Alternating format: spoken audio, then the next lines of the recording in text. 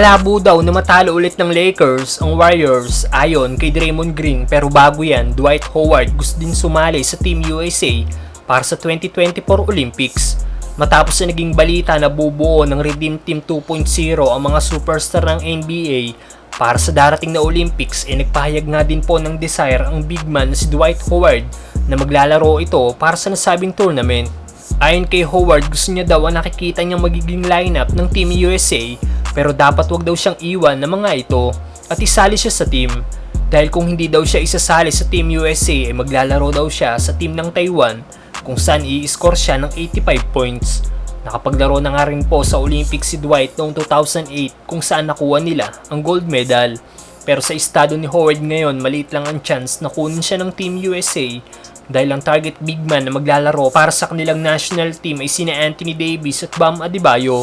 Target din kunin ng Team USA ang current MVP na si Joel Embiid dahil isa na rin itong US citizen. Pero nakay-Embiid na nga po ang pagpapasya kung saang national team niya gusto mag-represent.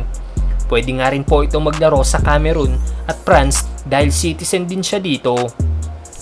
Samantalang Draymond Green may pagbabanta sa Lakers. Isa nga po sa biggest surprises na nangyari sa nakaraang playoffs ang pag-upset ng 7-seeded na Lakers sa defending champion na Golden State Warriors.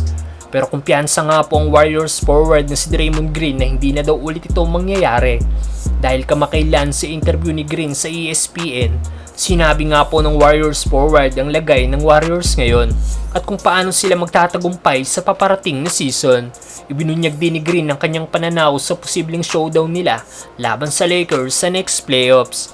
Ayon kay Green, nagawa na daw silang talunin ng isang beses ng Lakers. That's great, sad ni Draymond. Pero ngayon kailangan daw ulit itong gawin sa kanila, na ayon sa nasabing forward ay hindi niya daw nakikita o nakikita ni Draymond Green na hindi na daw ulit sila may iisahan ng Lakers. Nahirapan nga po ang Warriors noong nakaraang playoffs dahil sa first round pa lang muntik na kagad silang palaglagin ng Sacramento Kings dahil umabot nga po sa Game 7 ang nasabing matchup. Halos wala nga pong nabago sa roster ng Golden State Warriors ngayon at ang notable player lang na nakuha ng nasabing team ay si CP3, kapalit si Jordan Poole.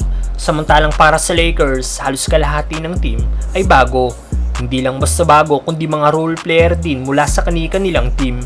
Hindi na nga ba makakaisang Lakers si GSW mga brother?